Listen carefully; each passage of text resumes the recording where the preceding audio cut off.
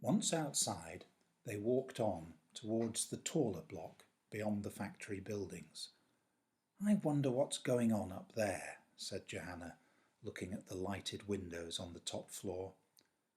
"There's a fire escape here," said Harry, pointing to a ladder at the side of the building, "so we can go up and see." He climbed on Mr. Figg's shoulders and clambered on to the bottom rung of the ladder. Then Johanna followed. Together they hauled Mr. Phigg and Hoxton up to join them. With Bartram keeping a lookout below, the others went up the ladder as quietly as they could and peered inside. It was a richly furnished apartment. Beyond some thick red brocade curtains, which fortunately had not been closed, they saw a white-carpeted room lit by an enormous chandelier. There were gloomy old oil paintings on the wall, interspersed with the stuffed heads of animals. A large oak dining table was set for just one diner. Kenneth Mallender sat in front of a platter piled high with turkey tasties.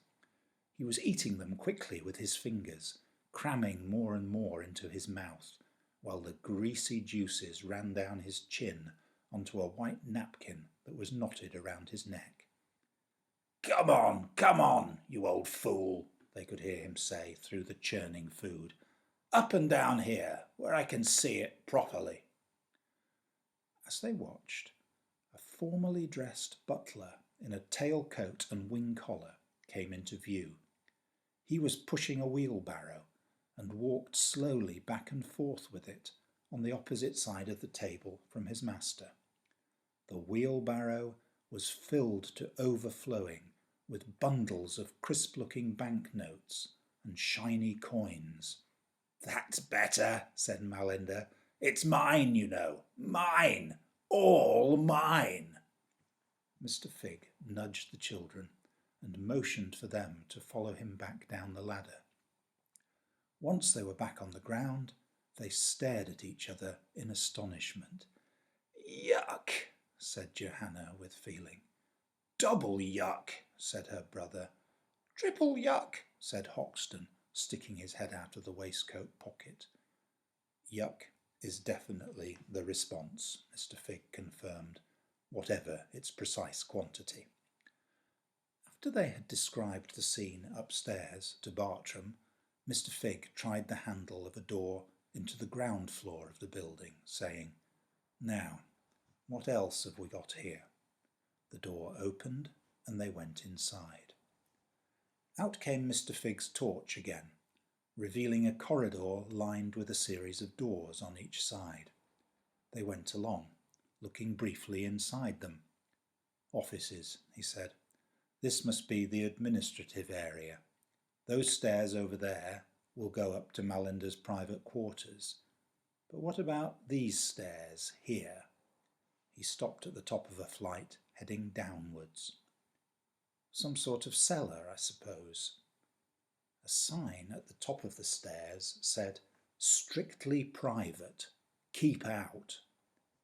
After they had gone a few steps down, the beam of the torch caught another sign, "Danger. Turn back now." "Oh, in for a penny," said Mr. Phigg with a smile. They carried on to the bottom of the stairs, passing "Just how many times do you need telling?" on their way. At the bottom they found a solid steel door with a circular handle. "It's like in submarines," said Harry. "In films."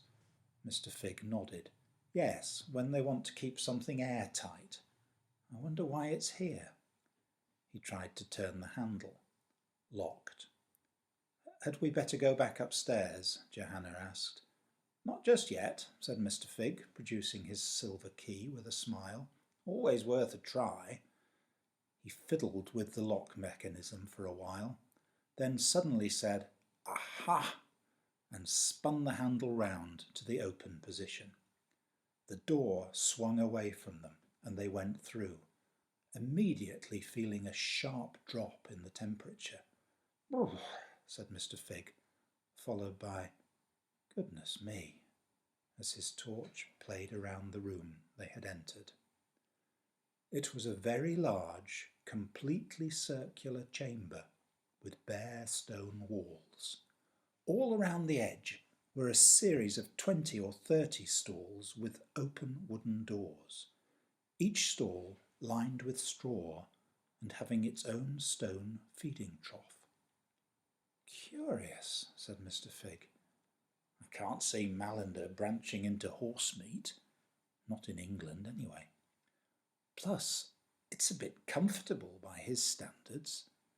And why is it hidden underground?" "Look here," said Johanna. There was a passageway between two of the stalls which opened out into a room behind, with desks and computers and a large map on the floor. "It's just like bed quarters." "Of course it is," shouted Mr. Phigg, clapping a hand to his forehead. "Of course it is. We've found the round stable. This is the nightmare's base." "But there's nobody here," said Johanna. "If the nightmares have gone out from here to spread their bad dreams, then why isn't that control room buzzing with people doing things like bed quarters is when the flock are working?" "Good point," said Mr. Phigg, pacing up and down and thinking. They can't have moved in yet.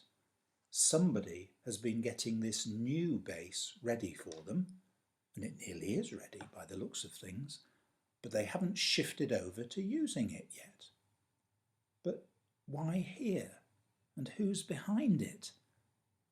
Suddenly, the chamber was filled with brilliant white light, and Darby Ostler strode in, at the front of a column of black-clad guards with their dark visors down, hiding their faces. The council's planning director was dressed in a matching black uniform, with military-style epaulets on his shoulders and high leather boots polished to a brilliant shine. "You disappoint me, Sherlock," he said to Mr. Phigg. "I thought you'd have all the answers by now." He turned to the guards. "Cuff them," he said curtly.